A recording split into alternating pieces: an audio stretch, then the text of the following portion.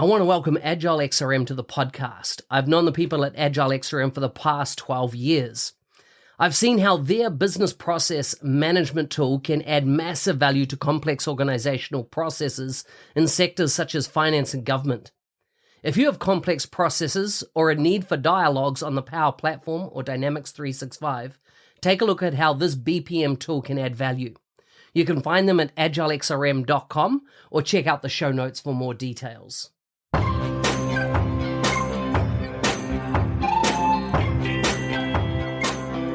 Welcome to the MVP Show. My intention is that you listen to the stories of these MVP guests and are inspired to become an MVP and bring value to the world through your skills. If you have not checked it out already, I do a YouTube series called How to Become an MVP. The link is in the show notes. With that, let's get on with the show.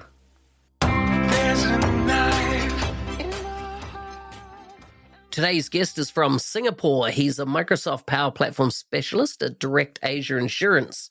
He was first awarded as MVP in 2022. He's involved in running the Microsoft user group in Singapore. You can find links to his bio, social media, etc. in the show notes for this episode. Welcome to the show, Goloknath. Thank you, Mark. Thank you for inviting me to this show, and I'm really privileged to join this MVP show. Hope we'll have a great conversation. You're in a city that I love. I've been to Singapore many, many times. I love the street food. I love the international feel of the city. I love the rooftop bars.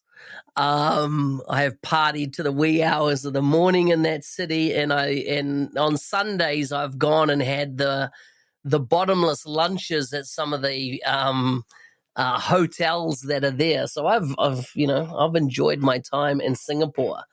What brought you to Singapore? How is your family there? What do you do for fun, especially when it gets really hot? It seems that if you just walk down the street, without grabbing a cab, you can just about melt on the sidewalk. It's so hot and humid there. So what do you do when you're not doing work? Actually, to be honest, yes, I also like Singapore. Actually, initially when I moved to Singapore and when I understand, it's feel like India out of India. That's why it's like a lot of Little India. There is a place I used to go there to have some food and roam around the places. Along with that, there are different places in Marina Bay Sands and nearby places also to roam around. But basically, why I mention Little India, because I am a vegetarian by choice. I can say I'm not vegetarian, I'm vegan. So that's why very little choice for me to food options. That's why that is the only option to go around to have the food and spend time with family, with my wife, kids, and everyone on the weekends.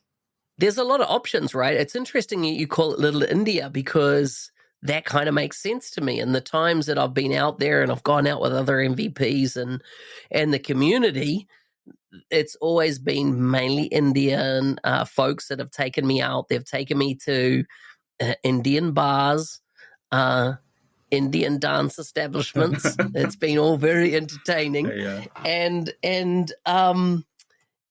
I had never heard it described like that, but that makes sense. Yeah. Tell me about, the type of area you specialize in with Microsoft. What type of technology? What's your key area? What's you've obviously been awarded MVP. What was it awarded for? What's your key skill area? So basically, if you ask me, my key area is Microsoft Dynamics CRM, because I'm basically a Dynamics CRM resource. If you ask me how into Dynamics, actually I'm into Dynamics by chance, not by choice initially, if you ask me. Because when I joined in one of the company, they are using Dynamics and so on. So I need to learn, and subsequently my journey started like that. But it's more than 13 years or 14 years, I will say, into Dynamics. But when I moved to Power Platform, when Power Platform introduced, it came as a low-code platform, and it's something interesting. And that's why subsequently Power Platform also came into the picture and onboarded into that. So you can say core is Dynamics CRM, and along with that, now Power Platform also there in the picture. You say core is Dynamic CRM, which is the same for me, right? I started with MS CRM back in 2003, version 1.2. So that's what I started on. But if I looked at all the projects through all those years prior to the Power Platform coming along, if I look at all the details of those projects, I would say only 2-3 of them were actually customer relationship management solutions, or contact management solutions, as in that were used to manage the relationship with the customer. Most of what I saw was us taking that product and building another type of line of business application. Over your career, what type of line of business applications have you seen Dynamics turned into? And now the Power Platform, of course, you can build directly on it rather than use the CRM licensing. Okay, so line of business means you want to know the verticals of operation, is it so? So if you ask me verticals, let me think from my very scratch. I started with travel and tourism, first implementation in Dynamics. That's in 2011. They were using. Then later I moved towards a company where we have projects in healthcare domain. It's a US government project, and that's 2011 one project, and another one is 2013. It's a two projects in healthcare. Then so if you look at those healthcare projects, were they kind of like clinical trials? You're using the system for clinical trials, or was it actually patient relationship management? It's a clinical trials. One is clinical trials, one is patient relationship management. It's a product, actually single page app developed in 2013. It's for during that time, I remember there is one company, Cocentrix. For that we are working for the single page app. Then after the healthcare, I moved towards the Microsoft managed platform. Within that, we work for Windows device sales. Windows device sales means you can say it's a Nokia and all those products. You can say it's a manufacturing. We can say it's a manufacturing, but it's again within the Microsoft. That is third. And second, when then fourth one, when I moved to Singapore, I worked in the government projects. Then I worked in insurance domain. Currently, I'm working in insurance companies. And yeah, in between, I worked for Hitachi also, because that's also manufacturing projects. And during that time, also, I implemented for one of the insurance company. Mm-hmm. So the work you did in insurance, was it customer relationship management, or was it like claims, or was it insurance origination? Like what type of area? Because insurance is big in its own right. And the reason I was in Singapore for work, because the last time I went was not for work; it was for pleasure. My wife was working, but I just tagged along. The prior was Manulife Insurance, right, which is big in Singapore and wider in Asia, which from memory is a Canadian company. But there's lots of different areas. I was even looking at Manulife in China, at the time. So what area have you worked in when it comes to insurance with the Dynamics product? One, I worked for the two insurance projects. So in one place, I worked for Customer 360. That means you can say it's a purely CRM implementation. That is one for one of the client, and it's a same case management and all these processes are there. Along with that, unification of the customers' data, because they have different departments and they want to amalgamate into one place so that they can have a holistic view. That's the motive of CRM in one implementation. And second implementation, it's purely they have leads, right? That's why to get the leads, to get the customers, to onboard them in CRM is, you can say, it's a sales management platform basically. So this is where the two places work. One is service management, you can say, as part of CRM is concerned. Second is sales management, but second one is more into their business, because they're core of that, because they are getting the leads first, then proceeding towards the proposal and policies and all these things. So these are the two implementations so far I worked for insurance. Yeah. Tell me about then, now that we have the Power Platform and you don't have to have the data model, that comes with uh, what CRM, which is now sales, customer service. What did you? Uh, are you building solutions differently now that the Power Platform is out than before the Power Platform came about? So now the building solution, it's like, everything is like model driven app. Previously we are into dynamics and we have to subscribe and other things. Now everything is model driven app. We create our custom app. On top of that, we use data bus table whenever required, and accordingly on top of that we are building out the custom tables. And subsequently the app also we built for the business whenever required. This is the difference I noticed, if you ask me high level. And previously, yes, we have sales, service, marketing separately we used to enable, and accordingly we used to work. So that is the very high level difference I observed. Means Microsoft is trying to put in a single platform so that it's like you have a database on top of database. You can use Canvas, model driven, and model driven is something data driven, and Canvas something UI related stuff only. And even though you can play around combining both also. So it's, I will say, the strategy point of view also, it's very great initiative if you think as a product point of view to scale it. Yeah. Tell me about the Singapore community around Microsoft Business Applications. How are you involved? What's happening? What's particularly in the last year, what's happened, and how what are you up to? Yeah.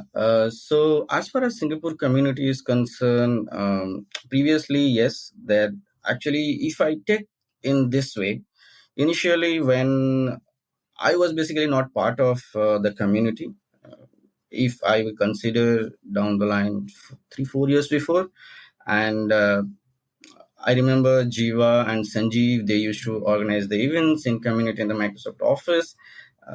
I remember I used to go in the weekends or after the office hours to attend. I think most of the time I join in the weekends. It's a full day event. It's like, it's really learning a lot of things in the community events, and join in the Microsoft office. It helps in networking and all the things also. And subsequently, I got the interest, to be very honest. I got the interest to present in the session and all these things. So this is where we started all. But now, it is COVID is there. Due to COVID, we are not organizing in Microsoft Office, but still we are organizing on virtual basis, basically. You can say previously we are organizing monthly, but we subsequently got the people. I think, some scenarios when people got used to, they won't come much. We saw there is definitely reduction in the people joining the sessions, and subsequently we moved it 1 month to quarterly. So this is how we are now organizing the events. You can say quarterly, but still we are now planning to make it monthly basis because it's already opened up. Yeah. Is that right? So COVID's reduced now, and you're going to go back in person. Yeah. Nice. So much better. How did you become to be awarded your MVP? What were you doing in that got Microsoft's attention and gave you that award? To be very honest, if you ask me, I cannot define any process point of view, but I can say what I have done so far. And to be the MVP, initially I don't have any thought process like I will be MVP. That's why I'm doing this. When initially, as I mentioned, I was joining the sessions with Jiva and Sanjeev. During that time, I was just attending the sessions and learning the things. Then subsequently, I got the interest. Okay, I will present in the session. So this is where it started all about. Then later, I remember I reached out to Dynamics communities. During that time, they were organizing different UG events. So reached out Dynamics communities, and Dynamics communities arranged a meeting with Prashant. Actually, Prashant was leading this APAC region, and even I applied for Singapore UG on Power Platform because initially during that time Power Platform recently introduced, because Bijap's event were already organized by Jiva and Sanjeev, and I want to start with Power Platform. And during that time, when Prashant also applied for Singapore and I also applied for Singapore, that's why they told, okay, you guys come together and you plan together Singapore Power Platform UG. This is where the first introduction and first step, I can say, towards the MVP point of view. And after communication with Prashant, he really guided me. Means there are a lot of things what need to do. And during that time, initial 5-6 months, he did not told me anything that he is guiding me for MVP, but he told, you organize this, you do this, you do that. Really, he guided me. Is this Prashant from Australia? Yes, Prashant Shukla from Australia. And then subsequently, you remember I reached out to you also. If you remember in LinkedIn, I pinged to you how to be an MVP. That's why I saw the videos in MVP shows, and it really given me some information, okay, how to be. So if you ask me what exactly I'm doing first, uh, organizing the events, that's again, it depends on your time and all these things. It's not necessary. I can say monthly I'm spending hardly 1 hour or 2 hours of time. 2 hours, I will say 1 hour for the during event and 1 hour pre events, means prepare banner and all these things. So this is what I am doing. And second thing, most important, I notice actually you have to answer the questions in the Microsoft communities. That's really helpful. And everyone is monitoring, even from Microsoft side also they are monitoring this. So you can go and answer the questions in the Microsoft communities. And then third is, yes, definitely you can write the blogs that will help you to, you can sync that blogs also into the Microsoft communities portal, even though. So this is third option. And fourth is, if you have time and bandwidth, you can create your YouTube videos, which I have done. Also YouTube videos and training materials in Udemy. I launched my training course in Udemy also on Power Automate, because Power Automate desktop actually. During that time, I noticed there was no training materials in Power Automate desktop. So that's why I released that. But now I can see subsequently a lot of Power Automate desktop was there. But initially when I checked, there was no Power Automate desktop training. So I launched it free of cost. So this is where actually how you can contribute to the community basically. uh, if you contribute to the community and subsequently Microsoft will notice, and they will do, and definitely you need someone to recommend, and Prashant helped me to recommend that. And if I say you correctly, what happened, even though Prashant recommended, Microsoft asked me to do more. Even first time it's got rejected, to be very honest with you. And second time again, Elizabeth helped me to do the recommendation to the community, and subsequently I'm here. Excellent. I didn't know that you sat under Elizabeth as well, because same as me in New Zealand. Very, very cool. So for those listening, Elizabeth is the Microsoft contact for us around the MVP program that is in our geography. Each part of the world has a different geography, of course, but a different person that sits in those geographies and look after the local MVPs. Okay, so that's very interesting. Let's just to wrap up. What's the best thing about living in Singapore from your perspective? I say you Singapore first is security, what I noticed, and definitely cleanliness, and lot of, and the peoples are really helpful. Um, and as I mentioned, these three things are the topmost from me. And fourth thing, my personal point of view, yes, I can get the fooding and everything. It's feel like home out of home. Yeah. It's interesting because, I worked for a long time in Australia and also worked in a bit in Singapore. And I was looking the other day at a TikTok video, because I look at some TikToks from time to time, and it had what are the rankings from, based on your skill and getting employed in various countries around the world. And I thought, Australia has got to rank really high. You get good income if you live and work in Australia in the business application space. But the number one ranked in the world for the most income, Singapore. And of course, Singapore have got good tax system as well, right? It's very advantageous, the tax system in Singapore, if you're working. So, yeah, Singapore, number one place. If you have biz app skills, you get paid the most, apparently.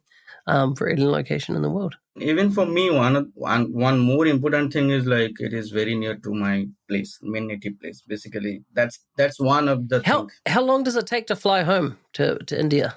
Hardly 5 hours. So if I can start in the evening after office, by night I will be at home. That's the main reason I opt for Singapore. Because if I opt for other places, it will be, I can add 8 hours, 12 hours, 13 hours addition on that. So this is one of the thought process. Awesome. Well, Goloknath, thank you so much for coming on the show, and it's been good getting to know you and more, and also learn more about what's happening in your part of the world. Thank you for inviting me, Mark. Hey, thanks for listening. I'm your host, Business Application MVP Mark Smith, otherwise known as the NZ365 Guy. If you like the show and want to be a supporter, check out buymeacoffee.com/NZ365 Guy. Thanks again, and see you next time.